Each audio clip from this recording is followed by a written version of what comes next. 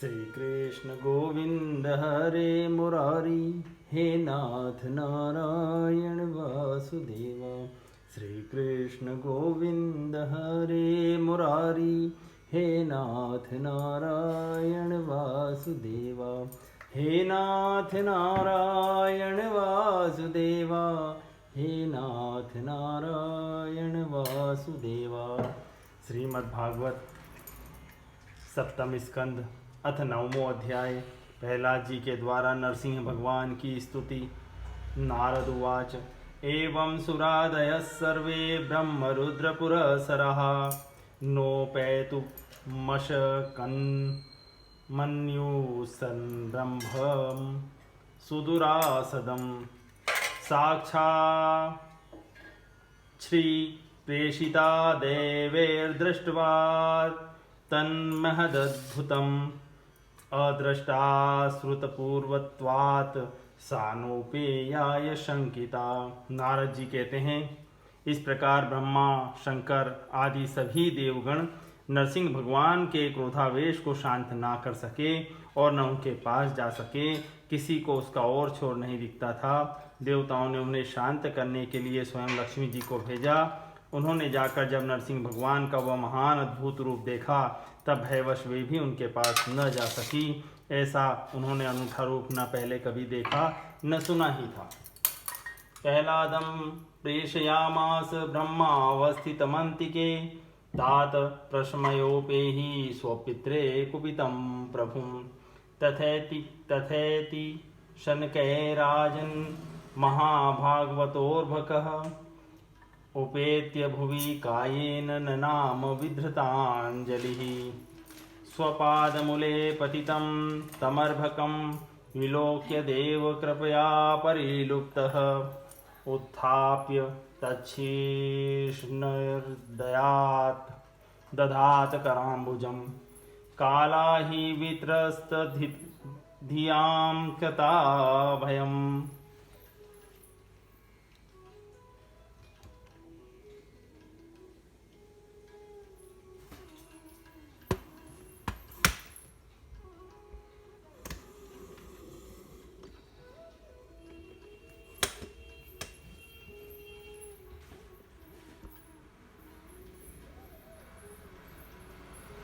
स तत्करस्पर्शधुताखिलाशुभ सपद्यभिव्यक्तपरात्मदर्शनः तत्पादपद्मं हृदि निर्वतो दधौ हृष्यत्तनुक्लिन्नरदश्रुलोचनः अस्तौषिद्धरीमेकाग्रमनसा सुसमाहितः प्रेमगद्गदया वाचा तन्नस्तहृदये क्षणः।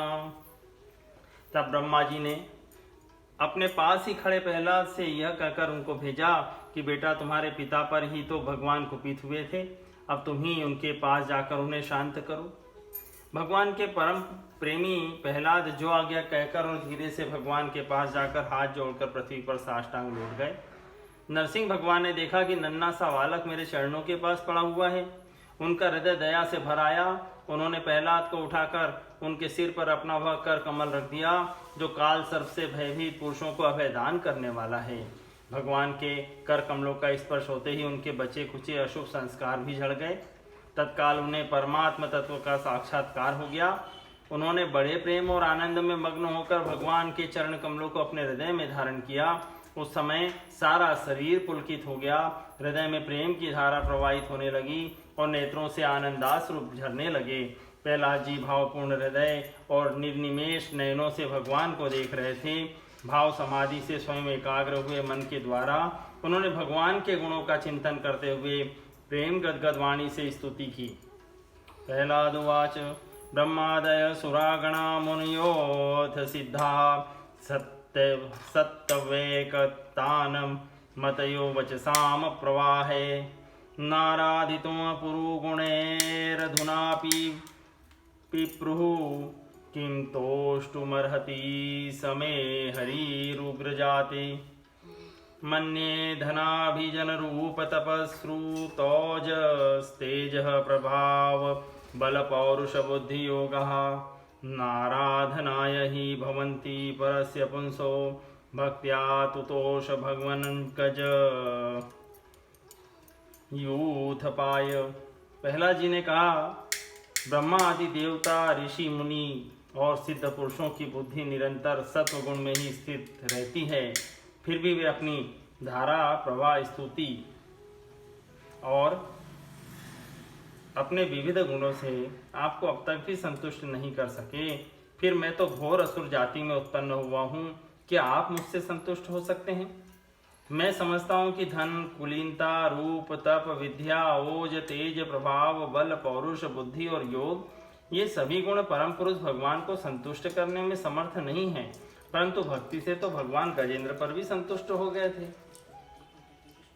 विप्राद द्विशं गुणयुतादरविंदनाभ पादारविंद विमुखाच्छपो पंचम वरिष्ठम मन्ये तदर्पित मनोवचने हितार्थ प्राणं पुनाति सकुलं न तु भूरिमानः नैवात्मन प्रभुरयं निर्जलाभपूर्णो मानं जनाद विदुष करुणो व्रणीते यत्सज्जनो भगवते विदधीतमानं तच्चात्मने प्रतिमुखस्य यथा मुखश्री तस्मादहं विगत विक्लव ईश्वरस्य सर्वात्मना महि गृह्णामि यथा मनीषं नीचो जया गुणविसर्गमनुप्रविष्टः पूज्येत येन हि पुमाननुवर्णितेन सर्वे हमी विधिकरास्तौ सत्वधाम्नो विद्यादयो वयमिश्वेश न चोद्विजन्तः क्षेमाय भूतय उत्तात्मसुखाय चास्य विक्रीडितं भगवतो रुचिरावतारे तद्यच्छ मन्युं सुरश्च हतस्त्वयाध्य मोदेत साधुरपि वृश्चिकः सर्पहत्या लोकाश निवृत्तिमिता प्रतियन्ति सर्वे रूपं नरसिंह विभयाय जनाय स्मरन्ति। मेरी समझ से इन 12 गुणों से युक्त ब्राह्मण भी यदि भगवान कमलनाथ के चरण कमलों से विमुख हो तो उससे वह चांडाल श्रेष्ठ है जिसने अपना मन, वचन, कर्म, धन, प्राण भगवान के चरणों में समर्पित कर रखे हैं, क्योंकि वह चांडाल तो अपने कुल तक को पवित्र कर देता है और बड़प्पन का अभिमान रखने वाला वह ब्राह्मण अपने को भी पवित्र नहीं कर सकता।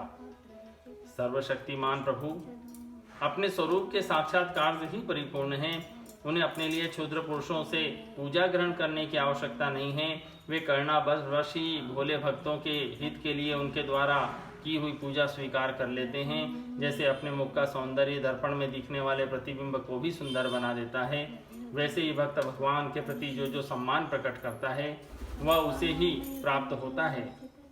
इसलिए सर्वथा अयोग्य और अनधिकारी होने पर भी मैं बिना किसी शंका के अपनी बुद्धि के अनुसार सब प्रकार से भगवान की महिमा का वर्णन कर रहा हूँ। इस महिमा के गान का ही ऐसा प्रभाव है कि अविद्यावश संसार चक्र में पड़ा हुआ जीव तत्काल पवित्र हो जाता है। भगवान आप सत्व गुण के आश्रय हैं। ये ब्रह्मा आदि देवता आपके आज्ञाकारी भक्त हैं। ये हम दैत्यों की तरह आपसे द्वेष नहीं करते। प्रभो आप बड़े बड़े सुंदर सुंदर अवतार ग्रहण करके इस जगत के कल्याण एवं अभ्युदय के लिए तथा उसे आत्मानंद की प्राप्ति कराने के लिए अनेकों प्रकार की लीलाएं करते हैं। जिस असुर को मारने के लिए आपने क्रोध किया था वह मारा जा चुका। अब आप अपना क्रोध शांत कीजिए। जैसे बिच्छू और सांप की मृत्यु से सज्जन भी सुखी ही होते हैं, वैसे ही इस दैत्य के संहार से सभी लोगों को बड़ा सुख मिला है। अब सब आपके शांत स्वरूप के दर्शन की बाट जो रहे हैं। नरसिंह देव भय से मुक्त होने के लिए भक्तजन आपके इस रूप का स्मरण करेंगे। नाहं विधेम्य जिततेति भयानकास्य जिह्वार्क नेत्र भ्रुकुटीर भसो गद्रस्तात आंत्रस्तज क्षतज केसर शंखकुकर्णार्निर्हाद भीतरीगी भादरी भिन्न खाग्रात तत्रोस्महं कृपणवत्सल दुस्सहोग्र संसार चक्रकदनादग्रसताम प्रणीतः बद्ध स्वकर्मभिरुषत्तम ते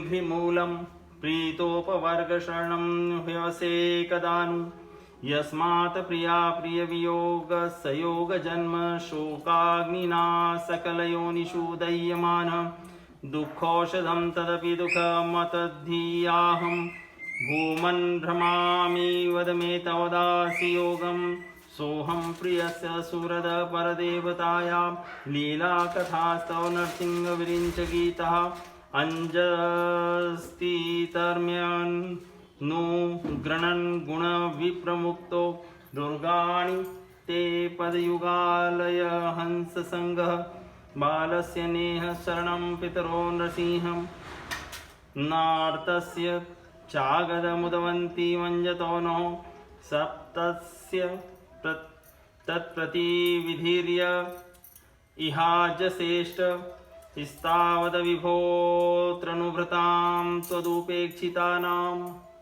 परमात्मन, आपका मुख बड़ा भयावना है, आपकी जीभ लपलपा ले रही है, आंखें सूर्य के समान है, भौहें चढ़ी हुई है, बड़ी पैनी दाढ़ें हैं, आंतों की माला, खून से लथपथ गर्दन के बाल, बरछे की तरह सीधे खड़े कान और दिग्गजों को भी भयभीत कर देने वाला सिंहनाद एवं शत्रुओं को फाड़ डालने वाले आपके इन नखों को देखकर मैं तनिक भी भयभीत नहीं हुआ हूँ। दीनबंधो, मैं भयभीत हूँ तो केवल इस असह्य और उग्र संसार चक्र में पिसने से मैं अपने कर्म पासों से बनकर इन भयंकर जंतुओं को बीच में डाल दिया गया हूँ।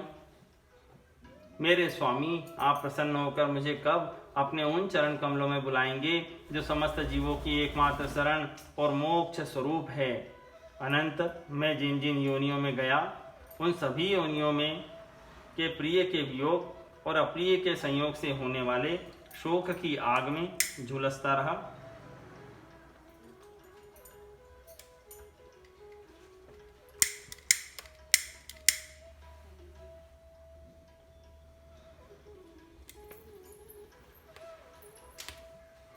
उन दुखों को मिटाने की जो दवा है वह भी दुख रूप ही है।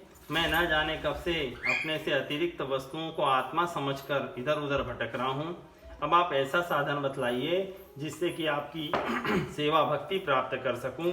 प्रभो, आप हमारे प्रिय हैं, अहेतुक हितैषी सुहृद हैं, आप ही वास्तव में सबके परमाराध्य हैं। मैं ब्रह्मा जी के द्वारा गाई हुई आपकी लीला कथाओं का गान करता हुआ बड़ी सुगमता से रागादि प्राकृत गुणों से मुक्त होकर इस संसार की कठिनाइयों को पार कर जाऊंगा, क्योंकि आपके चरण युगलों में रहने वाले भक्त परमहंस महात्माओं का संग तो मुझे मिलता ही रहेगा।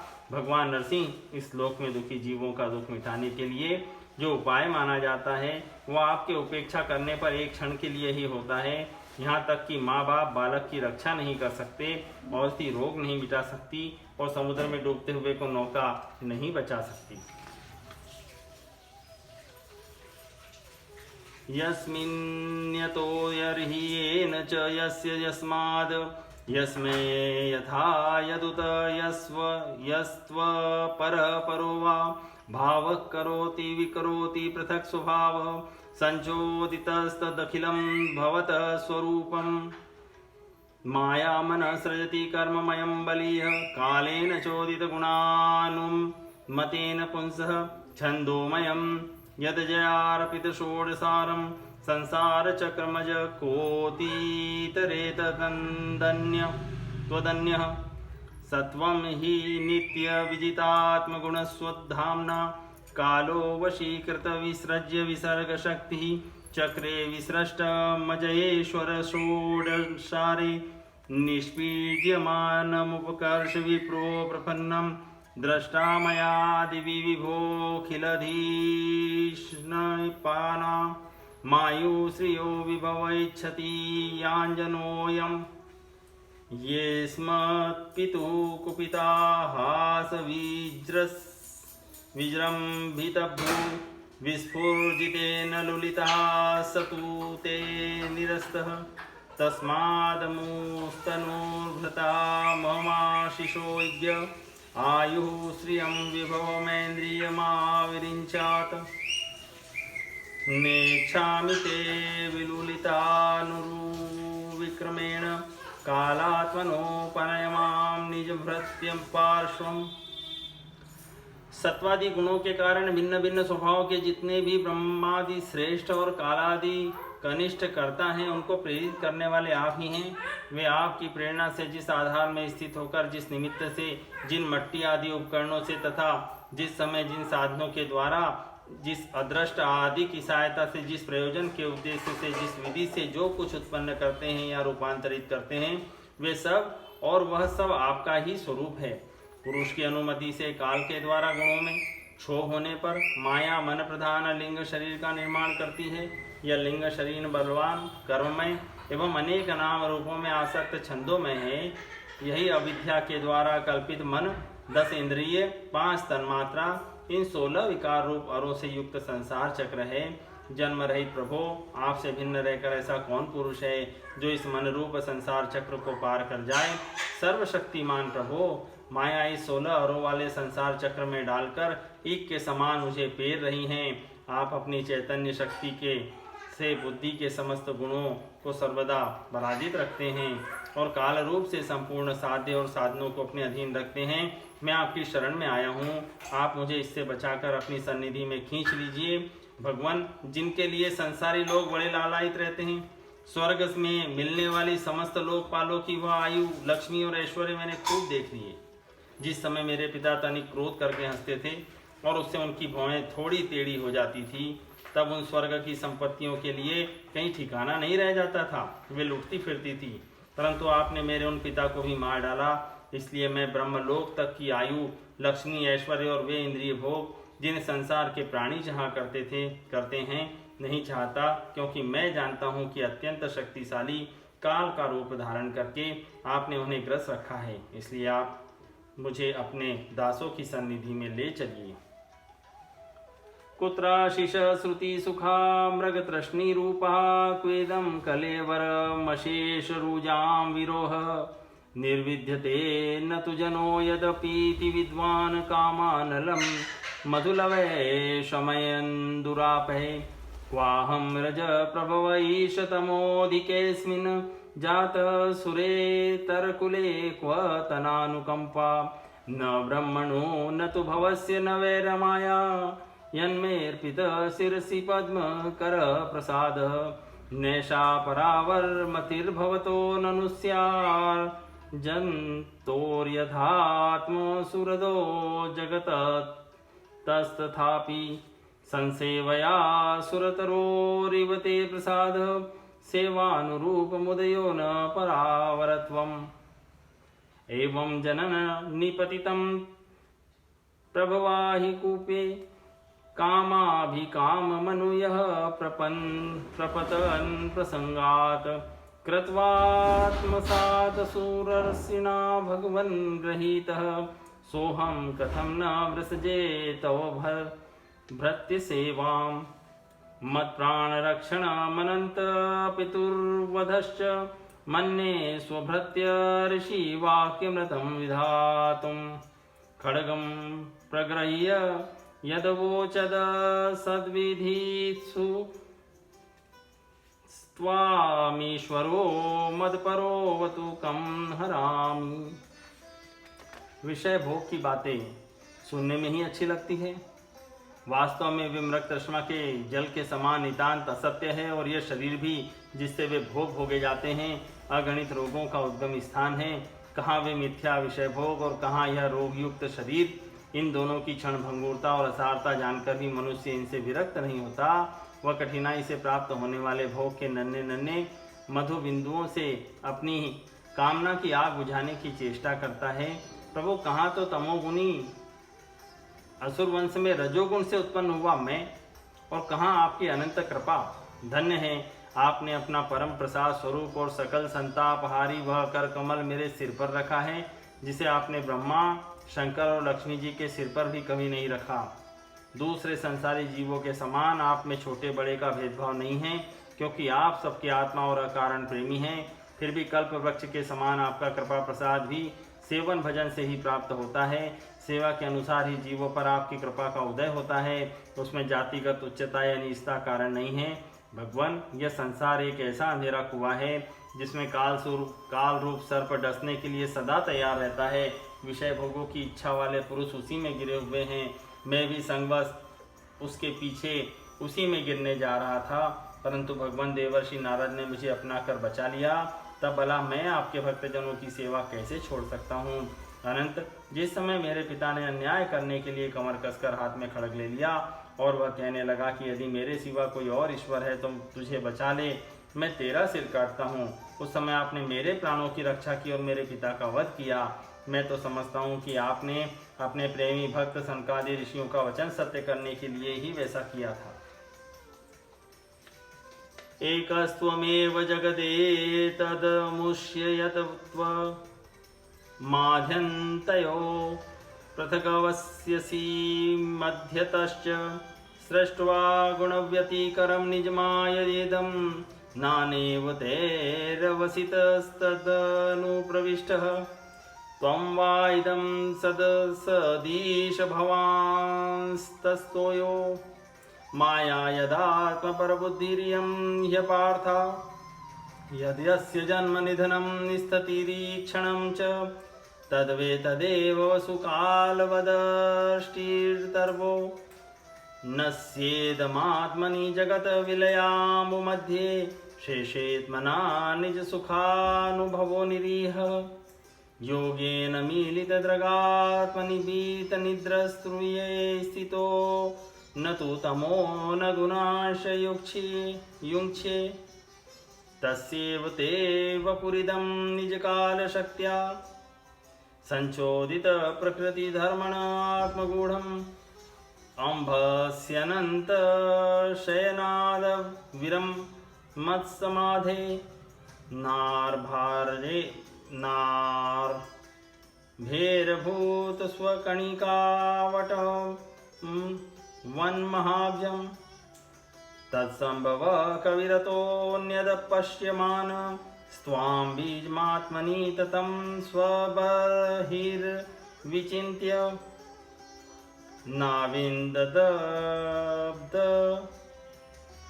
शतमप्सु निमज्जमानो जातेङ्कुरे कमथुहोपलभेत बीजम। भगवान, ये संपूर्ण जगत एकमात्र आप ही हैं, क्योंकि इसके आदि में आप ही कारण रूप से थे, अंत में आप ही अवधि के रूप में रहेंगे और बीच में इसकी प्रतीति के रूप में भी केवल आप ही हैं।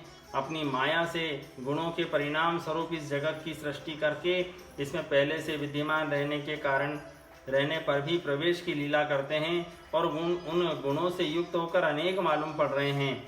भगवान, यह जो कुछ कार्य कारण रूप में प्रतीत हो रहा है वह सब आप ही हैं और इससे भिन्न भी आप ही हैं। अपने पराये का भेदभाव तो अर्थहीन शब्दों की माया है, क्योंकि जिससे जिसका जन्म, स्थिति, लय और प्रकाश होता है वह उसका स्वरूप ही होता है। जैसे बीज और वृक्ष कारण और कार्य की दृष्टि से भिन्न भिन्न हैं, तो भी गंध तन्मात्र की दृष्टि से दोनों एक ही है। भगवान, आप इस संपूर्ण विश्व को स्वयं ही अपने में समेटकर आत्मसुख का अनुभव करते हुए निष्क्रिय होकर प्रलयकालीन जल में शयन करते रहते हैं।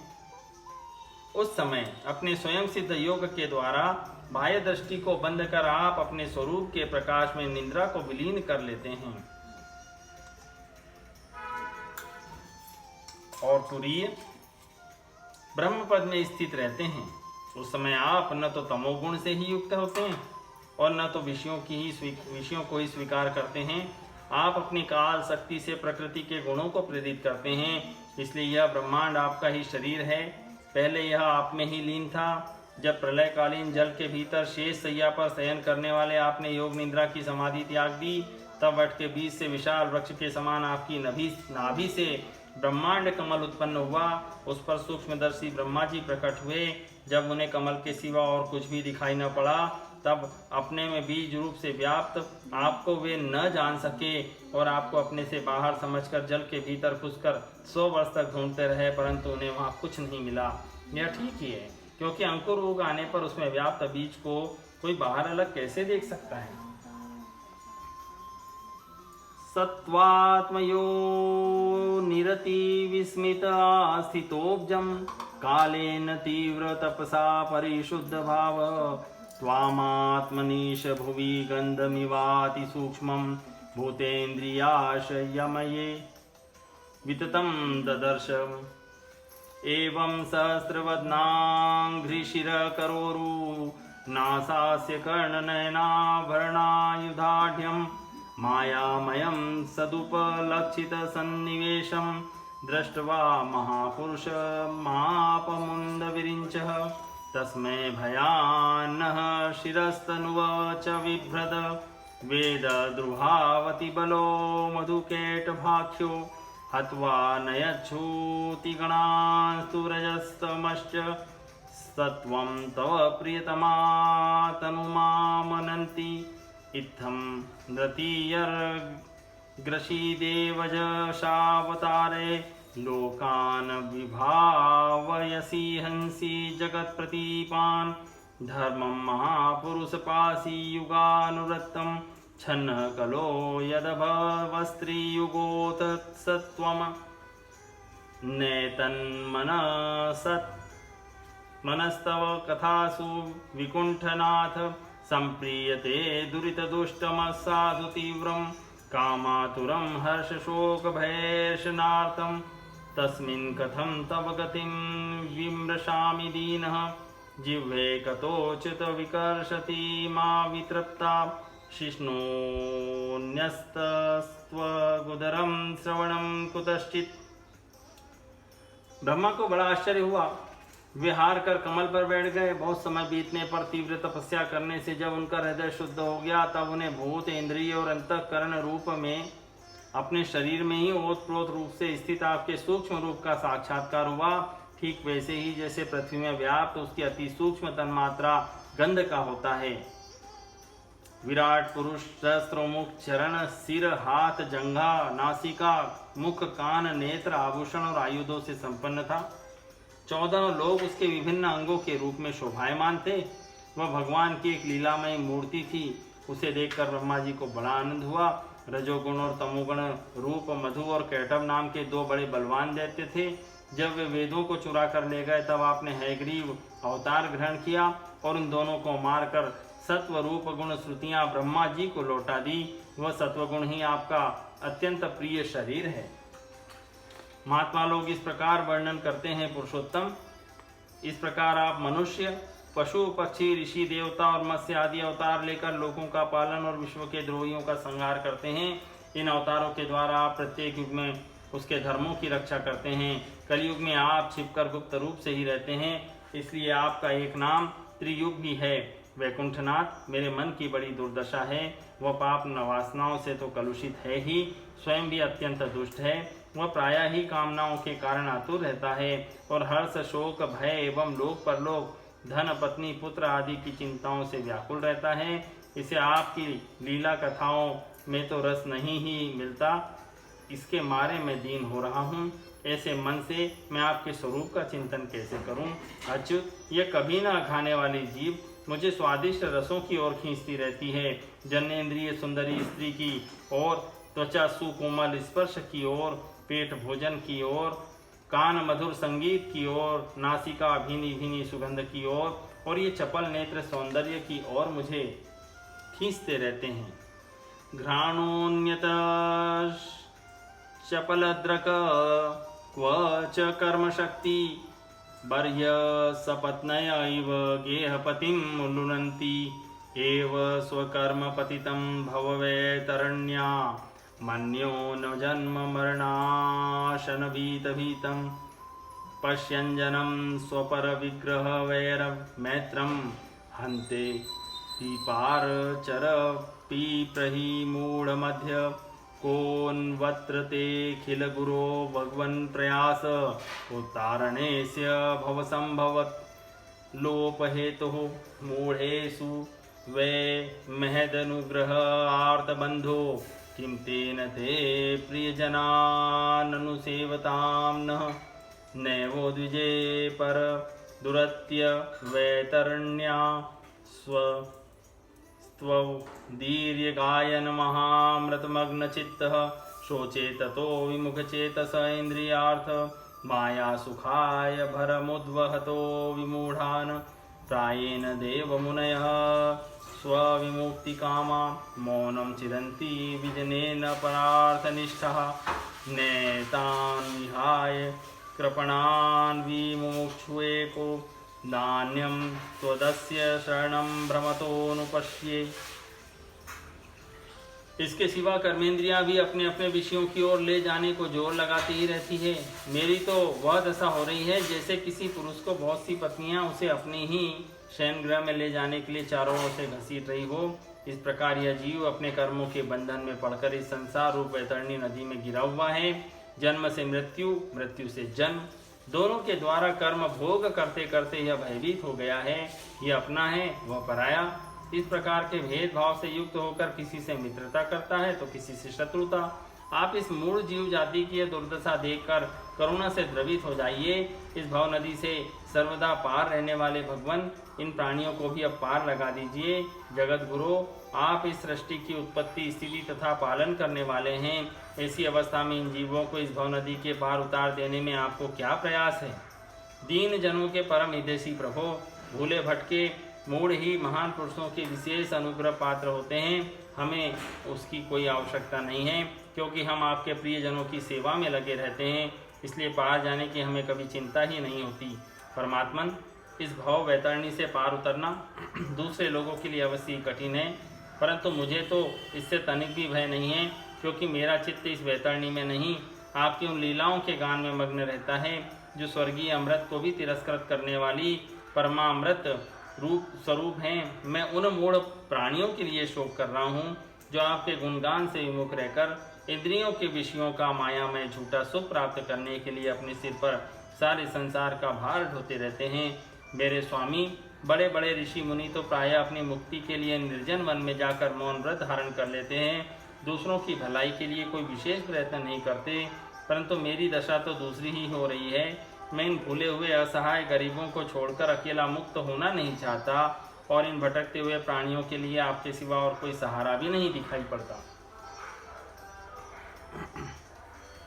यन्मैथुनादिग्रहमेधि सुखम हि तुच्छम कंडूयनेन करयोरिव दुःखम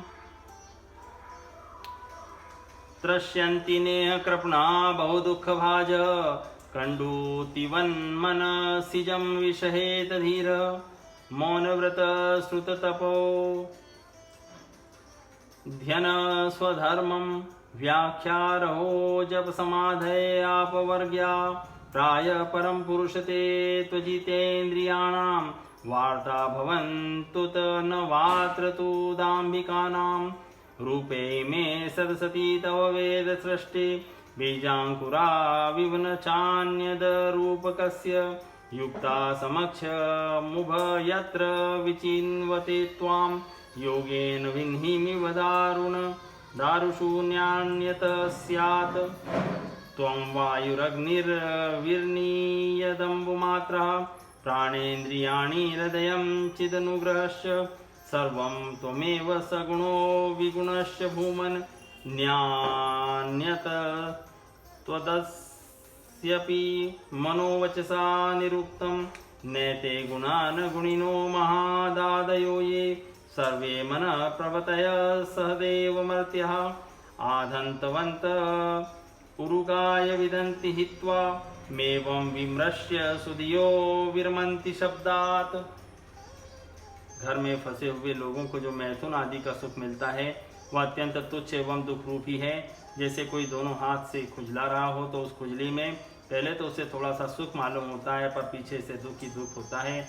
किंतु ये भूले हुए अज्ञानी मनुष्य बहुत दुख भोगने पर भी इन विषयों से अघाते नहीं। इसके विपरीत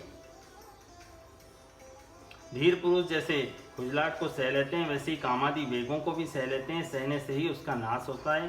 पुरुषोत्तम, मोक्ष के 10 साधन प्रसिद्ध हैं: मौन, ब्रह्मचर्य, शास्त्र श्रवण, तपस्या, स्वाध्याय, स्वधर्म पालन, युक्तियों से शास्त्रों की व्याख्या, एकांत सेवन, जप और समाधि। परंतु जिनकी इंद्रियां वश में नहीं है उनके लिए ये सब जीविका के साधन व्यापार मात्र रह जाते हैं, और दंभियों के लिए तो जब तक उनकी पोल खुलती नहीं तभी तक ये जीवन निर्वाह के साधन रहते हैं, और भंडाफोड़ हो जाने पर वह भी नहीं। वेदों ने बीज और अंकुर के समान आपके 2 रूप बताए हैं, कार्य और कारण। वास्तव में आप प्राकृत रूप से रहित हैं, परंतु इन कार्य और कारण रूपों को छोड़कर आपके ज्ञान का कोई और साधन भी नहीं है। काष्ठ मंथन के द्वारा जिस प्रकार अग्नि प्रकट की जाती है, उसी प्रकार योगी जन भक्ति योग की साधना से आपको कार्य और कारण दोनों में ही ढूंढ निकालते हैं, क्योंकि वास्तव में ये दोनों आपसे पृथक नहीं हैं, आपके स्वरूप ही हैं। अनंत प्रभु, वायु, अग्नि, पृथ्वी, आकाश, जल, पंच तन्मात्राएं, प्राण, इंद्रिय, मन, चित्त, अहंकार, संपूर्ण जगत एवं सगुण और निर्गुण सब कुछ केवल आप ही हैं। और तो क्या, मन और वाणी के द्वारा जो कुछ निरूपण किया गया है वह सब आपसे पृथक नहीं है। समग्र कीर्ति के आश्रय भगवान, ये सत्वादि गुण और इन गुणों के परिणाम महतत्वादि देवता, मनुष्य एवं मन आदि कोई भी आपका स्वरूप जानने में समर्थ नहीं है, क्योंकि ये सब आदि अंत वाले हैं और आप अनादि एवं अनंत हैं। ऐसा विचार करके ज्ञानी जन शब्दों की माया से उपरत हो जाते हैं। तततेर्हत्तं नमः स्तुति कर्म पूजा कर्म स्मृति शरणयो श्रवणं कथायां संसेवया त्वयि विनेति षडंगया किं भक्तिं जन परमहंस गतो लभेत। परम पूज्य, आपकी सेवा के 6 अंग है: नमस्कार, स्तुति, समस्त कर्मों का समर्पण, सेवा पूजा, चरण कमलों का चिंतन और लीला कथा का श्रवण। इस सडंग सेवा के बिना आपके चरण कमलों की भक्ति कैसे प्राप्त हो सकती है और भक्ति के बिना आपकी प्राप्ति कैसे होगी? प्रभु, आप तो अपने परम प्रिय भक्तजनों के परमहंसों के ही सर्वस्व हैं। नारद उवाच एतावद्वर्णित गुणो भक्त्या भक्तेन निर्गुणः प्रह्लादं प्रणतं प्रीतो यत्मन्युरभाषत। नारद जी कहते हैं, इस प्रकार भक्त प्रहलाद ने बड़े प्रेम से प्रकृति और प्राकृत गुणों से रहित भगवान के स्वरूप भूत गुणों का वर्णन किया। इसके बाद वे भगवान के चरणों में सिर झुकाकर चुप हो गए। नरसिंह भगवान का क्रोध शांत हो गया और वे बड़े प्रेम और प्रसन्नता से बोले। श्री भगवान उवाच प्रहलाद भद्र भद्रम ते प्रीतोहम ते सुरोत्तम वरम वृष्णीष्वाभिमतं कामपूरोऽस्यमहं नृणाम् माम प्रियतायुष्यं दर्शनं दुर्लभं हि मे दृष्ट्वा मां नो पुनर्जन्तुरात्मानं तप्तुमर्हति प्रीणन्ति हा ह्यत् मां धीरा सर्वभावेन साधवः श्रेयस्कामा महाभागा सर्वासां शिशापतिम् एवं प्रलोभ्यमानोऽपि वैरलोकप्रलोभने एकान्तित्वाद् भगवती नैच्छतान सुरोत्तमः। श्री नरसिंह भगवान ने कहा, परम कल्याण स्वरूप प्रहलाद, तुम्हारा कल्याण हो। दैत्य श्रेष्ठ, मैं तुम पर अत्यंत प्रसन्न हूँ। तुम्हारी जो अभिलाषा हो मुझसे मांग लो, मैं जीवों की इच्छाओं को पूर्ण करने वाला हूँ। आयुष्मान, जो मुझे प्रसन्न नहीं कर लेता उसे मेरा दर्शन मिलना बहुत ही कठिन है, परंतु जब मेरे दर्शन हो जाते हैं तब फिर प्राणी के हृदय में किसी प्रकार की जलन नहीं रह जाती। मैं समस्त मनोरथों को पूर्ण करने वाला हूँ। इसलिए सभी कल्याणकामी परम भाग्यवान साधुजन जितेंद्रिय होकर अपनी समस्त वृत्तियों से मुझे प्रसन्न करने का ही यत्न करते हैं। असुर कुल भूषण प्रहलाद जी भगवान के अनन्य प्रेमी थे, इसलिए बड़े बड़े लोगों को प्रलोभन में डालने वाले वरों के द्वारा प्रलोभित किए जाने पर भी उन्होंने उसकी इच्छा नहीं की। इति श्रीमद्भागवते महापुराणे पारमहंस्यां संहितायां सप्तम स्कंदे प्रहलादचरिते भगवतस्तुतौ नाम नवमोऽध्याय सम्पूर्णम्।